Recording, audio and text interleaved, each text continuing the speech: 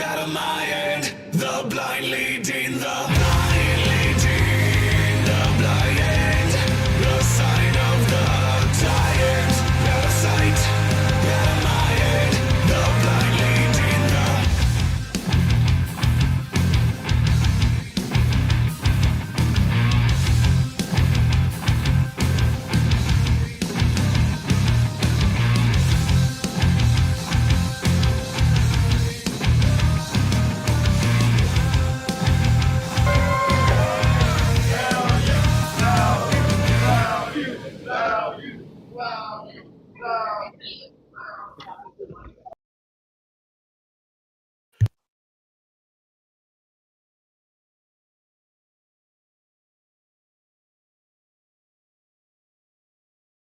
And hold on, ladies and gentlemen, it's Value Wrestling. We are back. We are live. I keep cutting my mic off and not realizing I need to turn it back on. But anyways, ladies and gentlemen, we are here. It's the IWCP, the Independent Wrestling Community, the Independent Wrestling Community Podcast, right here on the Value Wrestling, right here on YouTube. Mr. Z back after getting taken down by the sickness. No Raw review this week. No Rebound podcast because of illnesses and other things that went down. But ladies and gentlemen, we're here. Mr. Z, tell the lovely audience how you're feeling. I feel about as good as I'm going to get right now. A lot better than the last few days. We'll just leave it at that. Yes, ladies and gentlemen, it is the IWCP where we talk about everything independent wrestling, and we're going to talk about independent wrestling. We hope you'll join us in this conversation. Give us your 2 cents. We'll try not to get too emotional or too overzealous in this article, this post, this opinion piece, this thing that came across Facebook that pretty much has a lot to say about independent wrestling and how it's not good. But let's read it word for word, and I'm quoting. I'm not going to give the writer any credit. I don't want anybody, even though he has most things blocked, so you can't really apply. But I'm not going to really get into who wrote it because I'm not going to send hate, and I'm not really trying to cause war. I just want to talk about what the statement was and how we feel about it, how everybody else feels about it. Some people saying that independent wrestling across the board sucks. I'm saying independent wrestling in Northern California sucks. But we're going to talk about it. It opens, and I quote, "Can we be honest about indie wrestling? Most of it's bad. I always see posts saying support local indies. It's where your favorite WWE wrestlers came from." Remember that statement. I always see posts saying support local indies. It's where your favorite WWE wrestlers came from. In reality, it's not. There's the first mistake, but we'll get down there. Most indies are guys playing wrestlers. I say guys because most don't even have women's wrestling. Most don't pay wrestlers, and that's why you get what you get. Now, to be fair, there are some great companies. I can't name them all, but Beyond, Defy, Mission Pro, etc. are a few that come to mind. The rest feature the same locals, weekend warriors. Now, if wrestling's a hobby and it's fun for you, then awesome, but let's be real with the way we talk. Sacramento, California has four indie companies, according to this source, and only one of them is good. Almost all of them use the same guys, and none of them have any sort of a solid distribution in the terms of how you can watch it outside of, I guess, going to the live show, which we'll talk about that. So it has little to no reach outside of its own zip code. I know this post is going to hurt a lot of people's feelings, but if you feel the need to argue, then it's likely because this post is about you. Be so vain. Let's put the pro back in pro wrestling. If you are a pro, then get quality gear, have solid social media, and go to the damn gym. If you only wrestle in your town, you aren't what you think you are. That's why you see so many wannabes posting selfies when guys like Jacob Fatu made the WWE stop claiming other people's victories. So, in this article, we're saying that independent wrestling's bad. We called out our local area, Sacramento, talking about 4 companies and saying only one of them is good, but can't mention the one good one. So that's an interesting statement. Wants to talk about distribution, which is a whole source that I feel I can put a little information on, have a little hand in, and why maybe distribution isn't exactly to this level that some people may think it should be for independent wrestling. We'll talk about, using the same guys. I mean, what do you think there's just a plethora of people coming out to be professional wrestlers in these areas? And let alone, okay, some of these companies don't have women. Well, you know what? Again, and I know they're out there, and there's a lot of great women talent across the board, especially here in California. But not all these women. There's not a whole plethora of women coming to train to become professional wrestlers. Sorry to tell you, it's just not happening. It's not. The men are more likely to go become wrestlers than women are, so there's not a whole lot of growth or a whole lot of people to bring in to put in those positions as these people develop up. So let me make a comparison, and of course, then we're going to talk about ring gear and going to the damn gym. What is somebody supposed to look like? What is a wrestler supposed to look like? I mean, is Kevin Owens not a professional wrestler? I mean, he doesn't fit the typical build. Bronson Reed. I mean, we could talk about who doesn't fit this, go to the damn gym, quality gear. I mean, what does that mean? How do you know somebody isn't going to a gym?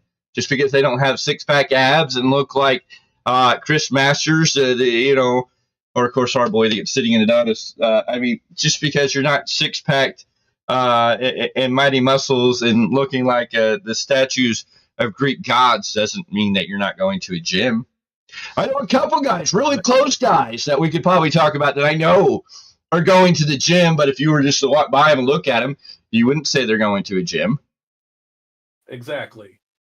So you want to take big man examples. I mean, look at the smaller guys. I mean, you're gonna say that someone like the size of a Jeff Hardy doesn't go to the gym, but it is extremely athletic at his age. He doesn't fit the bill. Is it apparently what this person's talking about? I mean, is Adam Cole not a professional wrestler, and he's been dogged for being small, little, and everything else?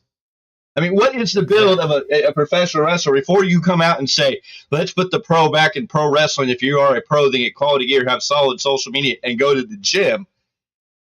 Well, what's your definition of a pro would be my first key, because let's define what you believe is a pro wrestler. What does a pro wrestler look like to fit this build of how do you know somebody isn't going to a gym? And is there some talent out here in the indie world that may not, that are not going to a gym? Maybe not. Maybe there's some talent that don't have to go to a gym.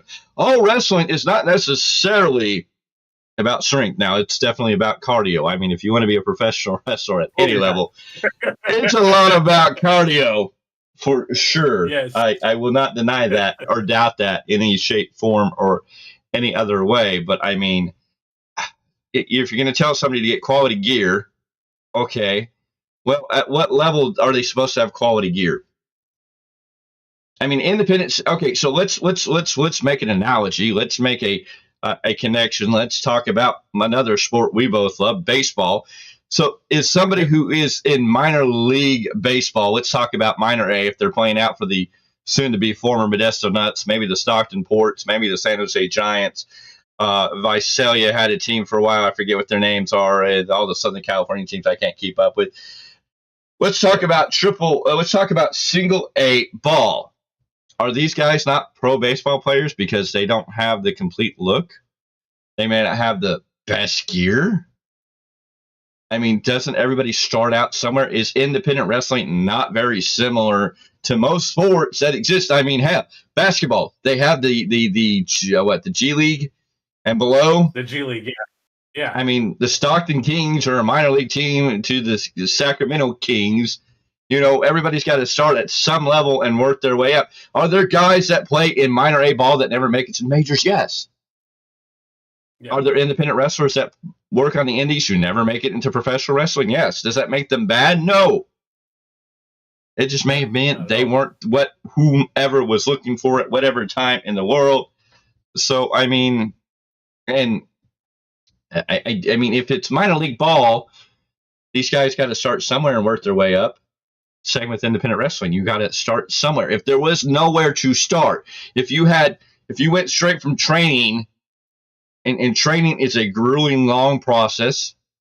It is not an overnight process. I don't care how athletic you are or think you are. You're not going to magically step into a ring being that you've never done it before and magically learn everything in one night and be ready to have a match the very next night. It's not going to happen. I mean, maybe I would think, and maybe somebody can tell me, I mean, maybe 6 months would be the shortest time for somebody to get into a ring and maybe learn the craft well enough to possibly have a match.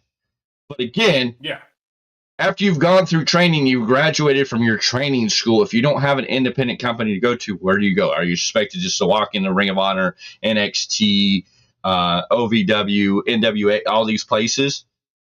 That could be considered independent wrestling, non-independent wrestling. I mean, if we take out all the independent feds and we only talk about the three major American companies, the major company in Japan, I mean, every other company, even overseas, I think most of those companies would be referred to more as an independent wrestling company than the big company. The big companies would be WWE, AEW, TNA hanging in there, and New Japan Pro Wrestling. So if everybody who goes to training school learns to become a professional wrestler, and they're just supposed to go to these big four companies and be ready to go. I mean, they don't learn how they hone their craft to get better, to learn different trades, to learn different styles. I guess we also could throw in AAA. I guess AAA would be a major out of Mexico, or CMLL. I don't know. I don't know what, I'm just looking at this, and we want to talk about, be a pro. Like, you're just supposed to do this. You're just supposed to be graduating the training academy and be ready to go wrestle on the big stage. And I'm just like, where's that idea come from? Well, it's just that. I mean, you would think, that's pretty much what he's saying. It's like, oh, you got to be ready to go no matter what. But seeing the journey of some of the folks we've met on the road doing what we do, a lot of these guys and girls, they've been in the game for a long time honing that craft. And it took them a long time to hone that craft, to make that jump, to have a great match. And yes, go ahead. You made the analogy. You made the analogy of baseball. Last time I checked, and I remember growing up in Stockton, a lot of the players were looking for sponsorship, a place to stay, so they could train and play ball. Mm-hmm. Independent wrestlers, they come out of their own pocket. Your minor league ball players, they're coming out of their own pocket to make these trips. So, I mean... And most independent wrestlers are working another job outside of being a wrestler because it's not going to pay the bills. And most of these guys are paying to go through these schools because these schools can't exist unless they're making profit, because they have to, a training school has to have a ring, and the rings aren't just going to pop out of nowhere and be free. Then you got to have a space to put that ring in. And, some companies have to come together with other companies just to buy a small warehouse building to be able to fill a place for people to come train. So, I mean, it's costing a guy to go learn to become a professional wrestler money. And then they're getting to a level where their trainer said, you know what, I think you're ready to go out there and have your match. So that first match, as much as you might want to, and as maybe some companies can afford to do it, they might pay you. But I think most of these places, when you're first getting your start, you're going to get a hot dog and a handshake and be happy to take it because you're getting a chance to be in the ring. You're coming to show up. Hell, you know what? 90% of the time, and I don't like giving away too many inside things on here, but I will say, there is the analogy that you show up. You show up ready to wrestle, and you hope you can get in the card. And this is what a lot of these trainees have to do. They have to get their training, get approved by their trainer to say, hey, I think you're ready, to get that nod, to get that vouch. So when they go to these other companies out here and go, hey, I'd like to be on your card. Oh, who was your coach? Oh, blah, blah, blah. And you make that connection. And then somebody gives you a shot to be on those card on a show, and you go out there and do what you do, and you learn and you grow. So some of these people aren't getting paid because these wrestling companies aren't making money. I mean, how much should an independent wrestling company be charging for people to come to their shows anyways, when they're already having a hard time drawing a crowd? You've got to keep in the mind. And then how much does it cost the company to to have the venue? How much are they paying for the building they're in for the show, and all the other things that go into that people don't understand. Not all this stuff just happens for free. No, not at all. But it's just you see it, and you touched on it. A lot of these folks, they go to other shows to potentially hope to be booked, but when you're there, you're still paying your dues. Exactly. That's the biggest handshake you can give to a promoter is go there and pay your dues. And this guy, of course, brings out Sacramento, talks about for the Indy companies only say one's good of them, but they all use the same guys, which is really confusing. How can you say one of them is good if they're all using the same guys? And again, why do they all use the same guys? Because it's kind of the melting pot. It's Sacramento. It's this area. These are the guys that are here, and you're going to use the really good guys out of that pool, and you're going to use some of the other guys to fill in. So yeah, a lot of these companies are going to use the same guys. Plus, these guys are doing the hustle, doing the work, to go to each of these shows. We are working with so many companies, and we're in a way doing the same thing what a lot of these wrestlers are. We're getting connected with companies going, hey, can we come to your show and do our thing? Cool. And these are what these guys are out here doing. This is what they're being told to do. You got to go to these shows, get your name out there, show up, show ready to go.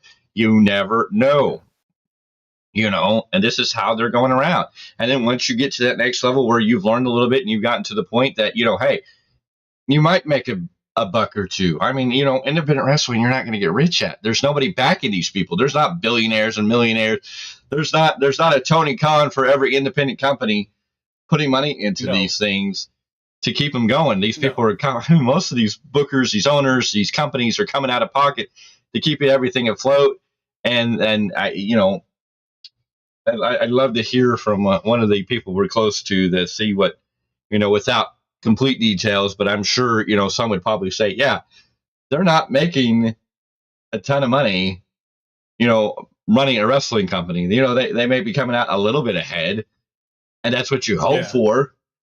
But again, it's a little bit different about what you're loving. But again, I mean, it's the same guys, because the guys are going to go around their local area on their own dime. I mean, that's why they're getting from here to there and trying to expand until somebody, bigger comes along and says, hey, hell, we know guys that are traveling across this country trying to get their name out there. And every one of the guys wants to eventually travel across the country. But again, it's not, independent wrestling is like old wrestling used to be, where they got in a couple guys got in the car and drove from show to show to show, like back in the day, the territories in the early, in the 80s and the 90s and all that stuff. Just because it's become glamorized at the big ends doesn't mean the independent wrestling can be the same. Now, no, and I've heard it multiple times from other sources that from those that made it, from those that made a living from it, and saying that there is a point that some of these guys and girls need to go back to that traveling in the car, because that's where you learn the most. Yeah. Put a few guys and girls in the car, have a conversation, critique your match, talk about it. It's how you learn. Yeah, that's what you go back to the days where you talk to some of the biggest names in the business who said they learned more in a car ride talking to other people. I mean, how do you think the Clique became who they were, whether you like them or don't like them? It's because all those guys were like-minded and got in the car, and all they did was talk wrestling and how to make each other better and get better as a whole. So, I mean, there's a lot of that. Then I always see posts about Indy, local, support your local indies because your favorite WWE wrestlers came from there. It's in reality, it's not, but it is. I mean, totally. And we dreamed that, and then of course at the end of this opinion piece, they name dropped Jacob Fatu, who came out of the Bay Area, who came out of Northern California. If it wasn't for the independent scenes in Northern California, that helped Jacob to find his way. Granted, he's part of the bloodline and had family that directed him. I mean, this was a young man that we all know had a lot of trouble, had a lot of legal trouble until he finally got into wrestling and found his way. If it wasn't for one of the biggest independent companies in Sacramento area, maybe, where would he be? So, I mean, you want to sit here and go, oh, Jacob Fatu, but your favorite guys don't come from the Indies. It's not. Yes, a lot of the guys are. There are a lot of names here that are being. There's names that are here right now that we see. I mean, hell, let's talk about the Obsidian Adonis Dart Fox on Lumide. He's been on AEW programming. Hell, we just saw, Jack Cartwheel's been in the local area wrestling, just got WWE ID'd. We just saw Jordan Oasis at Rumble Warrior Championship Wrestling. In between that time of seeing him in October till we just saw him at SPW's Loyalty, where he's been WWID. Yeah. And we can list a plethora. The return of Timothy Thatcher, John Morrison, J.R. Kratos. All these names came from independent wrestling, a whole plethora. Everybody had to come from somewhere. Hell, I mean, it don't matter how far back you want to go. They all came from somewhere at some point. I mean, do you think, Bret Hart wrestled in the dungeon, started with his daddy. Luckily, he had a daddy that ran Canada Wrestling, Calgary Stampede Wrestling up in Canada. And that day, back in those days, it was more of a territory, which makes it like it is today. That's all independent wrestling is kind of the remnants of what is territorial wrestling. It's just on a different scale because everybody has a goal. There's a couple big companies that everybody wants to get to. That's the goal of why you get to do this. So to say names and it come from somewhere, I mean, where did Bret Hart come from? Where did Shawn Michaels come from? Everybody came from somewhere through the rise. To say that people didn't come out of wrestling like that's crazy. Well, look at prime example, and he's talked about it multiple times. The Undertaker, Texas wrestling. Mm-hmm. Where did he get his start? At the old Coliseum, where everybody got their start. Oh yeah. Anybody wrestled in Texas. That was like the end all be all. That was like if you got there, that was your marquee step. Exactly. Well, I mean, you forgot to mention. I mean, Shotzi Blackheart, another big name on NXT. Well, there's a whole whole plethora of names. I'm trying to look up something because I found this out and I forget the name that was mentioned. But I mean, all wrestling has circumvented from somewhere, and the ideas of where they all came from. Trying to look up. That's great. But yeah, no. To say what you're saying that all your they don't cut. That's a load. That's a load. No, I mean this whole idea, and he goes, "I'm going to hurt people's feelings." Well, yeah, you're going to hurt people's feelings, because you're talking about something that is, people love, people are passionate about. And again, this is a guy who said he hasn't been to a show until 2023. I've seen responses, and he won't even name the wrestling companies here in Sacramento, but he wants to say, "Oh, there's only 4, only one good." And we'll talk about distribution because that's a whole different category, and I feel we're at least capable of that. Yeah.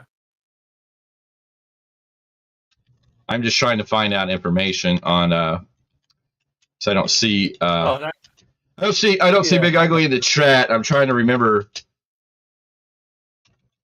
who trained Big Ugly off the top of my head because I'm forgetting. Oh yeah. Because there's a reason I want to make that connection. Oh man, I know I can't even remember off the top of my head. Oh man, I want to say somebody Ward, but I don't remember. My brain is going bye. Anyways. That I mean, it's like if you want to talk about where people come from, the person who trained, you want to talk about lineage, you want to talk about history, you want to talk about a story. How about I tell you the fact of the matter that SPW considers itself Hart style wrestling, that their history comes from the Hart Dungeon, because Ugly, trained the people at SPW, and Ugly was trained by somebody who came out of the Heart Dungeon. Yeah. There you go, Brian Ward. Of course. There we go. Thank you. We got Thank you. And Brian Ward. There, Mike Modest. Okay, yeah. And Mike Brian Modest, Brian Ward came out of the dungeon, the Hart family training facility. Trained Ugly. Ugly's trained everybody that's behind the scenes and helping SPW League, and so there's a history there. So to say that nobody comes out of it, if you look at the back of the history, you follow the trail, you're going to see that a lot of your favorite. I mean, everybody in WWE came out of some type of independent wrestling. Whether we want to go back in the day where it was the territories. I mean, those still would have been more of an independent wrestling compared to what today's things would have been. Oh yeah, definitely, and like you said, and we've touched on it. We've said it before. A lot of these guys and gals are coming out of their own pocket to make that dream happen. They are making that grind. They're making that drive every weekend to show up. Yeah. No, I think it's just a shame that people want to come out here and say indie wrestling's bad. It's not. It's really good for what it is. Is every match perfect? No, but this is what it's about. If independent wrestling didn't exist, where would these guys go to learn to hone their craft? Why does Ugly have these wonderful shows called Matinee Mayhems that are all about really that these newbies, these young guys that are looking for a chance to get in a ring, hone their craft to get better so they can get on these shows? I mean, everybody has a right to their opinion, and that's fine. I mean, this is somebody's opinion, but I'm just kind of like it's not a solid opinion. We feel we kind of take that a little personal because we are in the mix of all these great companies that are out here, and so we have to defend it. Well, when we see a plethora of amazing talent, just because they're not earmarked or going to WWE. Or didn't get to WWE, I mean, doesn't mean they weren't great wrestlers. They just weren't on the radar of a WWE, an AEW, a WCW, or whatever you want to say over the years. For whatever reason, I can't dictate why some of these people never made it there or why they weren't there. But they're out here training the next generation. The next generation is sure getting there. Yes. Oh, man. And you get these legends that come back out of nowhere, are there to help and teach. Oh, I know. The younger generation. I mean, SPW has Mustafa Saeed, legend, ECW legend, Smoky Mountain Wrestling legend. I mean, the gangster, the original gangster. I mean, he's here helping people learn. I mean, we got legends like Big Ugly. Big Ugly is a legend in the West Coast professional wrestling for sure. I mean, maybe people across the country may not know that name, but they should get to know that name.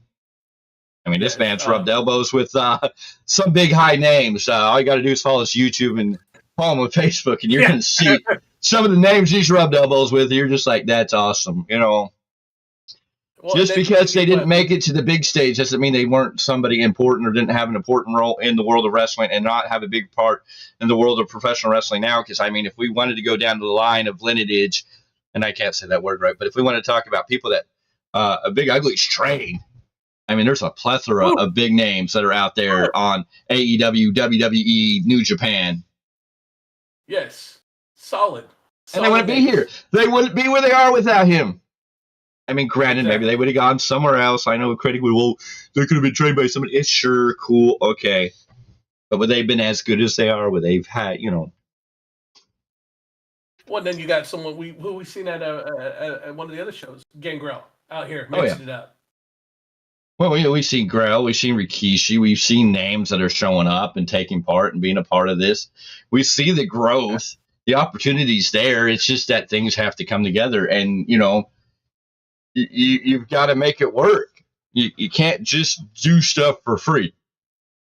As much as we all love it, I mean, we do a lot of stuff. We do a lot of stuff for free. But again, sometimes free isn't about just being free. Sometimes it's about the opportunity, and that's all we ever ask for. Is we love going out to these things because it's an opportunity to get to know these people. And, we love SPW. We love Big Ugly for every opportunity, every door they've opened and allowed us to come in and do what we do and learn and grow and get better at what we're trying to craft. And, exactly. That a lot of that time, that's what it's about until you can get to that point to maybe there's a payday. And that's all you have to inspire. If you're going to be a professional wrestler, this isn't for the easy going wrestling. If you're going to be a professional wrestler, period, it's going to be a hard road. It's not going to be fun. Yeah.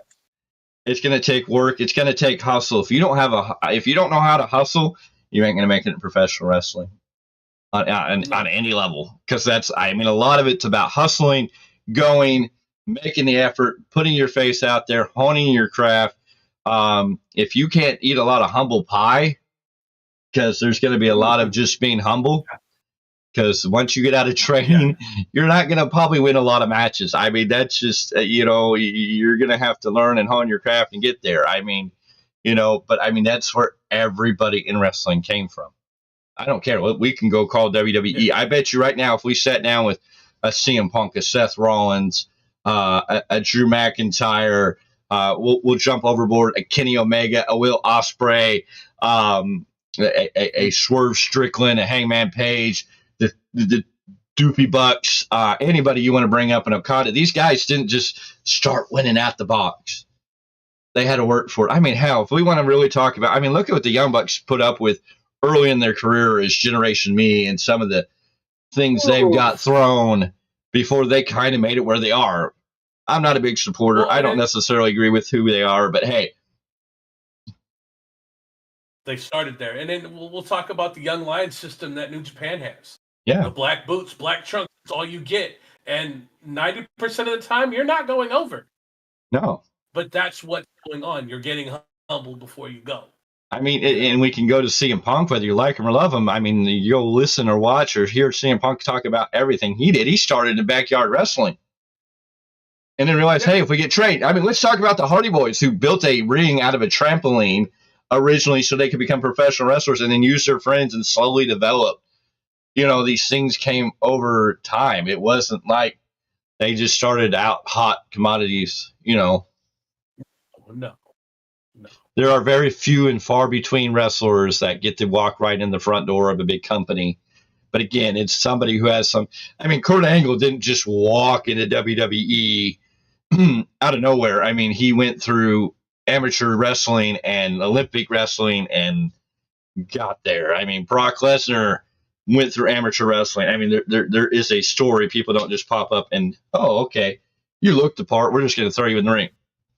Now, okay, I guess on some ends, they take people and think they can make them into wrestlers, and sometimes that doesn't work. That's a whole different story. That one I won't touch. But, yeah, we all get it, and that's what we say. You all start somewhere and just learning. And the biggest key is mouth shut, ears open. Exactly. And that's what the opportunities are, because what people don't see behind the scenes is the opportunity when somebody who may be on that upper echelon level comes in where there's a lot of young blood that are wanting to learn their craft, and they get in the ring and they start talking and everybody shuts up, sits and learns. We've had the opportunity to be in positions where we've gotten that opportunity just to be in awe of what's going on. And that's a lot of what it's about. Yeah. Now, as far as distribution, go ahead. Wait, you talked about, and I know Ugly touched on it on his one of his blogs, is at the last show we went to after the show was done, you had a couple elder statesmen out there who took notes and giving feedback, and everybody gravitated over there just to listen. No, and we joined that crowd because I looked over, I saw the crowd, I'm like, I want to go hear what they're talking about. I want to be in the middle of that. I want to hear what they have to say, because it's just fun to learn and be a part of that. And maybe as a fan, you may not get it, and you just want the best of best wrestling, and you're not. And I can't say you're going to get that at independent wrestling all the time. But it depends on what you're going for and what you're thinking it is. And then when you go into this idea of, oh, these companies don't have solid distribution, there's no way to watch them outside of their zip code. Well, first thing first, let's just make it affordable. If a company can't put people in the seats, if you're not coming to the show, why would they put it out on, the internet? If they're not getting enough people to come into the house, if they put it on the internet, that means more people are likely not to actually come to the live show because they're like, oh, I can watch it at home. I mean, there's opportunities, but everybody's got to get there. And the other aspect of what I feel we are justified in speaking on, the other stuff, I know we're trying to be very careful what we say because we don't want to disrespect anybody, and we're trying to touch on opinions of how we feel and how we see it. But I feel like we have some validity in the distribution end because that's what we're trying out here and do. We go to these shows, we try to record, we try to distribute, we try to do all these things, and it's not easy. You can have, the high-tech gear doesn't come cheap. So you got to work with what you got, and then you got to record from many different angles and many different positions, and you got to take all that video footage and hope it all comes out clean, comes out the way you need it to, so it all blends together, which isn't easy when you have multiple different sources that you're trying to get it to, and try to make it pretty and try to add stuff to it. Distribution is not just like, oh, we can just put a match up on the internet. I mean, nobody is going to really sit there in this day and age on YouTube and watch a wrestling show from one camera position. If somebody just puts a camera up, puts it up on the internet, you might have some commentary on it, but I mean, most people aren't going to sit there and watch that whole show, and it's not necessarily going to draw you back. So to have like a YouTube channel now, a lot of these companies are, and they're trying to get there. I mean, that's the goal with what we do. But it's not an easy process. No. Mr. Z knows firsthand. We see it all the time. Yeah. We know very well, and trust me, I know. Trust me, I know. And it's not fun. But it's a learning process, and that's what we're there for. That's what we do. That's why we do what we do. Is to learn to get better at what we do. And I know some of these companies are on the internet. I think there are several handful of companies, or like not just the internet, but out there in different sources. I believe Next Level Pro out of Sacramento has a distribution system through something on Roku. I think PCW has some type of distribution. I know they're recording. They have segments posted afterwards. There are other companies out there that I know that are there that are distributing somewhere on a level. The Ugly Dojo. They're doing their thing, I believe, on Twitch, but we're working with them to hopefully get it up on YouTube. But it's not just an easy thing. Okay, you think streaming a live show is easy? Well, what you got to have is so many things. You got to have the right camera. You have to have the right connections. You have to have internet capability to carry all that. And if the internet is wonky or wacky, you're screwed. And we've ran into that more times than not that we wanted to stream a show. We've been diehards that all we want to do is to stream a live show, give commentary, and we've realized even in our attempts that it takes a lot more than we necessarily have and the know-how. And again, when you add in distribution, that means you got to bring people to do what they do, knowing what they do. And if you think those people are going to come cheap, well, that's another hand that's putting out at the end of a show looking for a little something for doing what they do. So, I mean, distribution, it's a cost efficiency. Where do you make all this money? You can only put so much on the fans. Fans are only going to pay so much to come to an event. I mean, even WWE and AEW find that out constantly, that people are only going to pay so much to come to an event, and they have to back off. So, I mean, you put yourself in a position that you have to decide what is best for business, what's going to keep the business afloat. Because if indie wrestling died tomorrow, there'd be no future in wrestling. Because most of these independent companies are wrestling schools that have a wrestling show in their local area. So when people come to their school to train, they have a way to actually get them in a ring to perform in front of people, because that's part of training. You might graduate from the academy, the training school itself, but your next part's to go to these, to these events and do it. So, I mean, these companies have to have this. This is how they support their habit. But if there was no independent wrestling today, if every independent wrestling company shut down today, there'd be no future stars tomorrow. I mean, maybe WWE would be okay because they have the NIL, and they might have to change things around, and they kind of have a developmental system set up with NXT. But it would really kill wrestling because you would, it would take a lot longer for WWE to train and get these people into the places that they need to be. And then you would only have the wrestlers that WWE would want. So you'd only really get people that they knew they would have the ability to quickly train, get to a point where they could be in a ring, and then get them on. So then the dream of becoming a professional wrestler would not fall on everybody. And anybody, truly, if you wanted to, can become a professional wrestler. And that's the greatest thing about professional wrestling. Is anybody can get in the ring and learn the art. Doesn't mean everybody's going to make it. But here's the thing. You're limited when it comes to baseball, football, basketball, hockey. If you didn't get to it at a young age, you're not going to get into it now. I mean, how many times in lifetime have we really heard about walk-ons in the NFL making it as a walk-on? I mean, there's a handful. I don't think there's many baseball players outside of some, of the some of these guys that come up from South America, Central America, from the Caribbean islands that might come over that have played stickball and played ball there, but they don't have that pipeline that they might show up, and that's a little different. But most of the time, most of these sports, you don't hear about people who walked on and became somebody. You usually have to work your way through the system, college, high school, college, and then on. And look at the number of people who go from high school to college. Let's talk about the number of kids that go play sports in high school. How many of them get cut and don't get to a D1 school to play at the true college level? And then when they go from playing college for 4 years, putting their body on the line, whatever sport they played, and getting a degree, hopefully, and learning the system, and now they're at that point where they're trying to get into Major League Baseball, NBA, NFL, NHL, or whatever. Mm-hmm. How many of them really get to go on to that next level?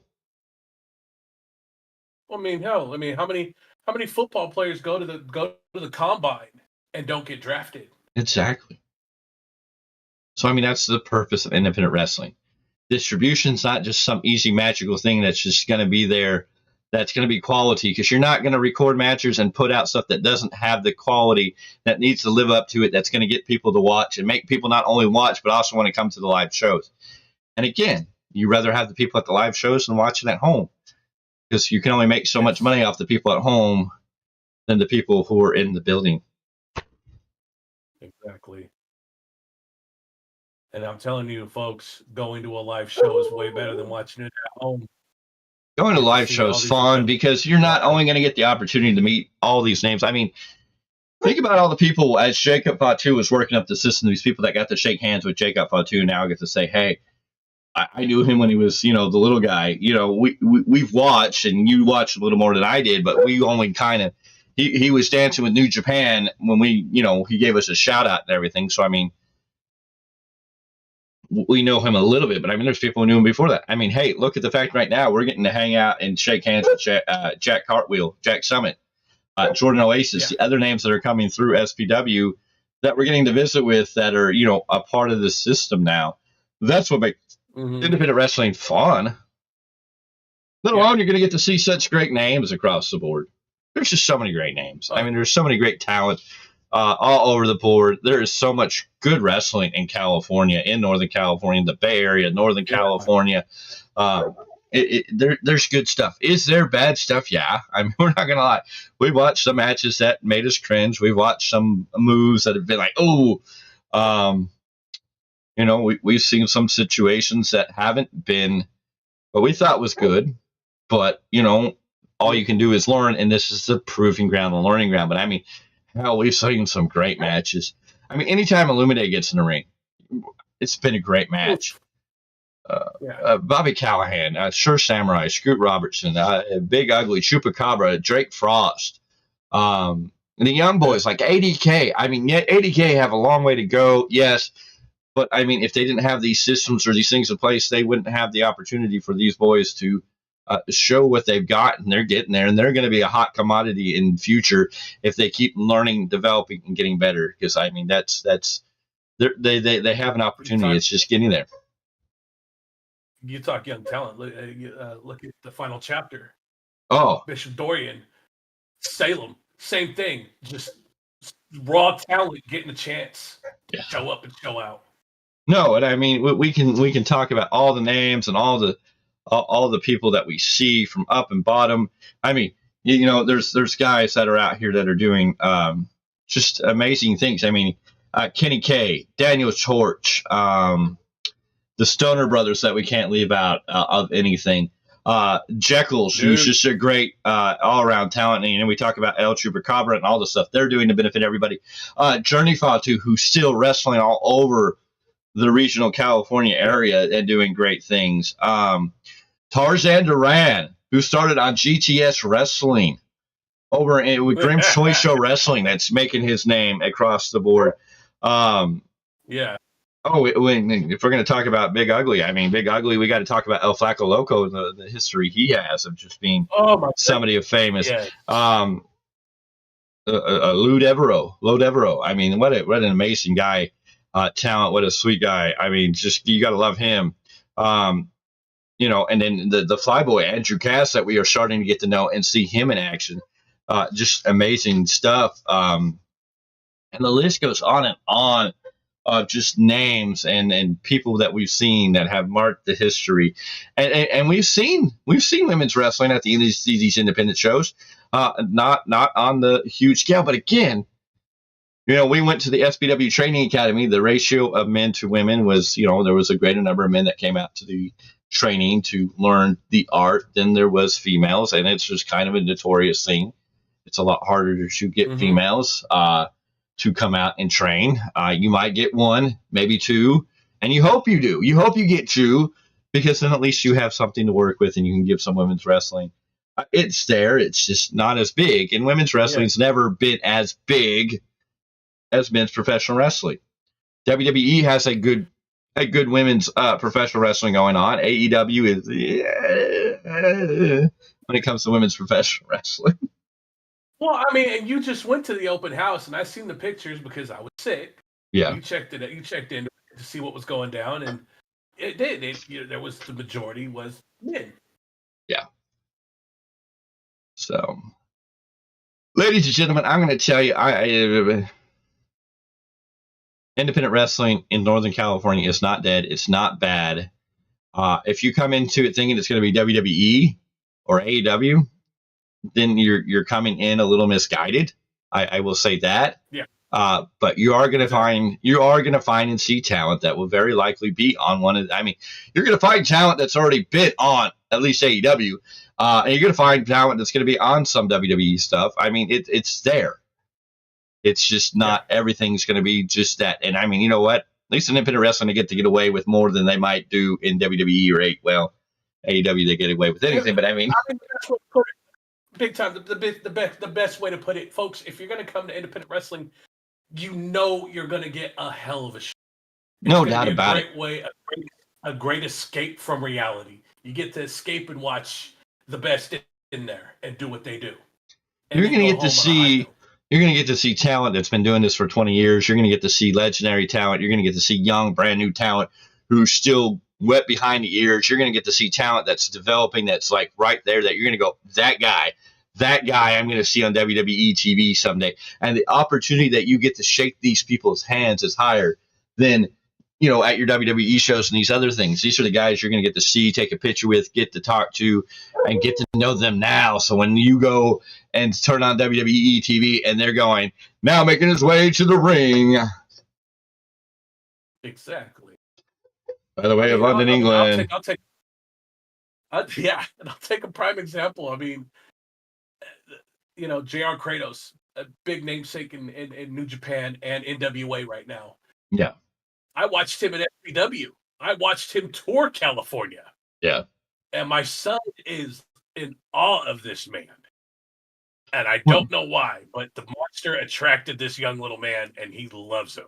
So. Well, and Shake Up Fatu with, Journey Fatu came up through SPW. Former SPW Tag Team Champion. I mean, history is there. Yeah. So, I mean, ladies and gentlemen, it has been fun. We just wanted to talk about independent wrestling. We were kind of, yeah, we got in the feels. I mean, it happens, but independent wrestling here in Northern California is great. It is lively. It is awesome. It is doing great things. Oh yeah. Oh yeah, definitely. So we want to thank you for being here. We want to thank you for tuning in. We will not probably be back for tomorrow night's SmackDown. We're probably going to take that off, but we will be here after the Royal Rumble to talk everything Royal Rumble. That is Saturday. The Royal Rumble is here, ladies and gentlemen. The road to WrestleMania starts Saturday. Get ready. And then the wheels on the bus go round and round, and we're about to blow the wheels off the bus when it comes to Value Wrestling. Because, ladies and gentlemen, we're waiting for confirmation for Hoodslam. From there, we go to Stockton Con on the 15th. And then on the 16th, SPW Love Is Pain goes down in Elk Grove, California at the Soccer World Indoor Arena, what we call the SPW Arena. It's going to be a barn burner, ladies and gentlemen, a barn burner. The matches that are already coming out for Supreme Pro Wrestling at Love Is Pain is already incredible. We're going to see Drake Frost get his hands on Eliza Hammer after she attacked him at SPW Loyalty. After she turned on Honor Society, she is going to go one-on-one with Drake Frost. And ladies and gentlemen, I'm going to tell you Love Is Pain, because this pain is going to be real. This is going to be two people that would have called each other brother and sister, and now they're going to get in the ring and they're going to tangle. And I can tell you, there's going to be some hurt. There's going to be some broken hearts, and there's going to be a whole hell of a lot of pain when Drake Frost gets his hands on Eliza Hammer. No doubt about it. What is Sir Samurai going to do in this with this? Is he going to be around? Is he going to be watching this from the back? How does he feel? You know, the Honor Society now down a member, it's definitely changed. And then, ladies and gentlemen, the biggest WWE ID match to date, period. Don't give a damn what other companies ran it. SPW is going to give you a match worth watching, showing up for, with three WWE ID'd names in one match. When Ice Williams, one of the bigger names out of the WWE ID program, one of the bigger names that's making a lot of noise, a lot of people talking about him, is going to team up with Sam Holloway, also WWE ID, and they're going to take on the team of Timothy Thatcher and our buddy, the other member of the WWE ID, Jack Cartwheel Summit. Oh. Damn, that match. That match is going to be great. Well, that match is going to be solid, and we're still not done. There's so much more to go down. What is going to happen with the appeal? We don't know what went down between Illumide, Chima, and Bobby Callahan during that main event. They fought out into the outside. They disappeared, leaving the rest of the appeal and 80K to the ring. 80K picking up a big win. Will they continue their momentum? That's one thing. You have, what is the rest of the appeal going to do? What happened to Illumide? Where is Bobby Callahan? Where is Chima? What is that going to bring? Are we going to get a three-way dance for the world title? Are we going to get Chima versus Bobby Callahan after the fallout they had? Who is the champ going to face at Love Is Pain?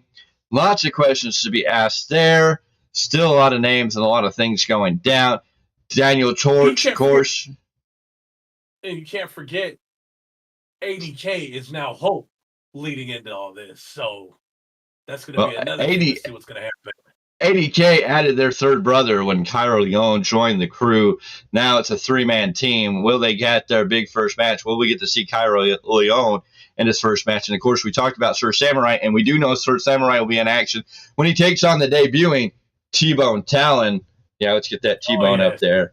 So that match already announced at SPW Loyalty. So, I mean, you've got that going down.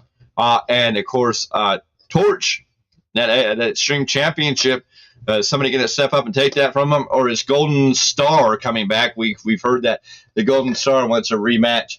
We know Chris Wilde wants to come back. We know Jordan Oasis wants to come back. Who knows who's going to show up? We still have questions. What is the newly formed partnership between SPW president Mike Miller and, of course, the ECW legend, the Smoky Mountain Wrestling legend, as I go back, Mustafa Saeed? What is that partnership going to look like going forward? Are we going to see more of that Oh, on my that show. goodness. And we're not You gotta done, find out, folks. folks. You gotta. And we are not done when it comes to wrestling in No. November, or not November, February. Yeah. Yes, ladies and gentlemen, I can remember dates because we're going to be headed right in to a great show at the Jackrabbit Brewery on Friday, February 21st, when Ugly Dojo returns to the Jackrabbit Brewery in West Sacramento. Jackrabbit Brewery. I don't have an address for you people. Oh, yeah, there it is. 1232 Terminal Street, West Sacramento, California. Friday, February 21st, 6:30 p.m. You need to be there for the show. Also, SPW, of course, always 4:30 doors, bell time at 5 p.m. So, but when we talk about Ugly Dojo, they're going to have a great set of matches on Friday, February 21st, all the way to the bottom. Atomic Reyes versus Miko Alana, Bobby Callahan, and Timmy Rogan, El Flaco Loco and Jules Raphael, Travis Alexander and Drake Frost, Chupacabra and Andrew Flyboy Cass. The Gator Boys are going to take on Lou Devereaux and Cairo Leone. The Ugly Dojo taking on the All Day Crew. And, of course, Cersei going to defend the Ugly Dojo championship belt against the one and only Scoot Robertson. Oh, my goodness. And then if you're not done with that, ladies and gentlemen, the very next night here in Modesto at 1424 Stoneham in Modesto, CCW, California Championship Wrestling, brings you their anniversary show. I think that says 6th anniversary show. I don't know. It looks like Lucha something. I can't read what they're. Wish they would have a. Yeah, CCW 6th anniversary show. I did get that right. Yeah. And it looks like it's going to be a solid show. Some big names looking like they're on that card. Can't wait to see that card. But that is going to be California Championship Wrestling in Sacramento. Not Sacramento, in Modesto. Excuse me, trying to keep up with all the dates, times, places. And we'll break it all down as we move closer and forward. And ladies and gentlemen, you never know when we're going to have a special guest right here on the IWCP, the Independent Wrestling Community Podcast. Because it can happen any day, any time, any place. You want to stay tuned, ring that bell for notifications. Make sure you like this video, give it a big thumbs up. Make sure you're subscribed, join the Value Wrestling family, because, ladies and gentlemen, we're getting bigger, better, and better. Each and every day, we are ready to roll, rock, and we are just on the grow. Because, ladies and gentlemen, not only is February awesome, but we're headed to March. There's a good chance for Puppet Wars on March 1st. We're waiting to nail that down. We know Rumble Warriors Championship Wrestling returns on March 22nd. We know there will be another Ugly Dojo Matinee Mayhem show in March. SPW will be on the 17th, which I think is St. Patty's Day. So that's going to be a blast and a fun party. So that's all going down in March. Who knows what else will get added to that? And, of course, then we head into April. We're talking about WrestleMania weekend. And then right after WrestleMania weekend, we get to go to the biggest event in SPW history when SPW brings you SPW's 25th anniversary show, One Supreme Night. And it's going to be more than Supreme. Ladies and gentlemen, so much going on, so much to talk about. Stay here. Stay tuned. IWCP, we're going to bring you all the details, all the information. We're going to talk about it all. We're going to keep you up to date with East Bay Pro Wrestling, Oasis Pro Wrestling, Action Coast Wrestling, PCW, Phoenix Pro Wrestling, PPW, WCWF, maybe a little bit with Next Level. I just did names and the list go on. Hoodslam. Of course, Wild West Championship Wrestling in Reno, Nevada. Ladies and gentlemen, we will be there at some point to cover that live. Collectible Stampede, talks of Collectible Stampede returning to action and doing its first show in 2025 sometime in the March timeline. We're still waiting, Ghost. Anyways, TWF, Total Wrestling Federation, West Coast Wrestling. We're going to talk about them all. We're going to let you know when, where, and how. And we're going to keep you all updated, and we're going to run into these boys. We're going to get interviews. We're going to get more people on the show. We're going to make a banger year. 2025 is party time for the Value of Wrestling. Oh, yes, it is, folks. Yes, it is. So we'll see you on the next one. See you, folks.